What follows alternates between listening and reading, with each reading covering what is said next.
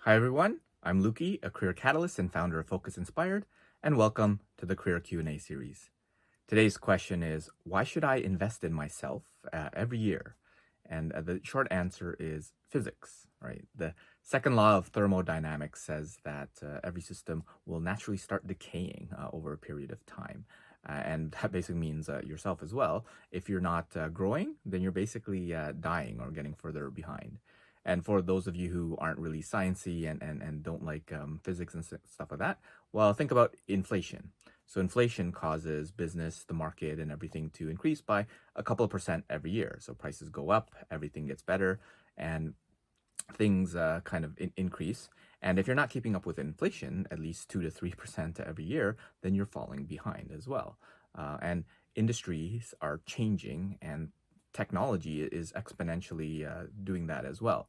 So whether you're in technology or not, technology might be changing your particular industry, whether it be automating certain things and putting new technologies and processes in there, or it might be making it completely obsolete altogether.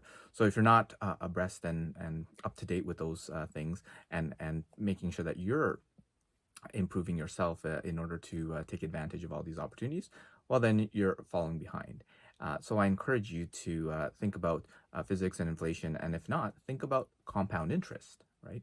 So for those that know, compound interest is when you make an investment in something and you do it early, then over time the interest starts accumulating over the interest, and it starts to grow exponentially.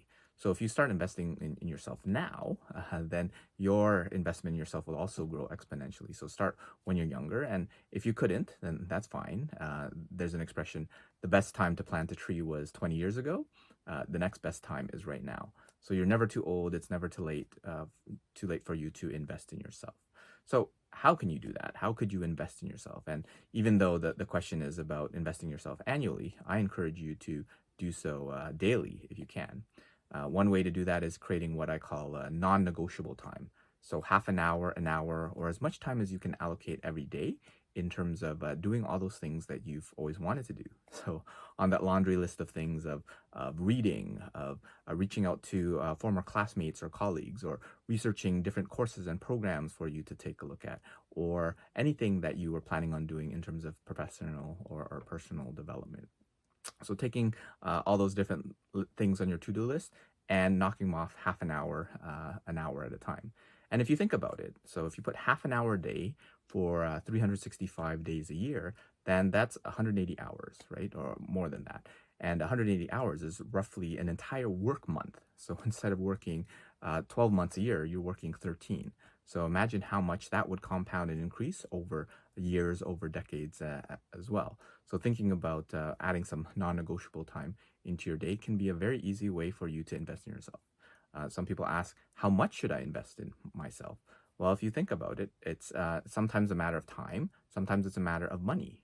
And if you're thinking of money, well, keep up with inflation. 1 to 3% is oftentimes what it is, depending on what area you're in. If you're in tech, you might want to invest a little bit more in yourself and in the equipment or the tools or the courses or whatever, just because that sector, that industry is growing significantly more than others.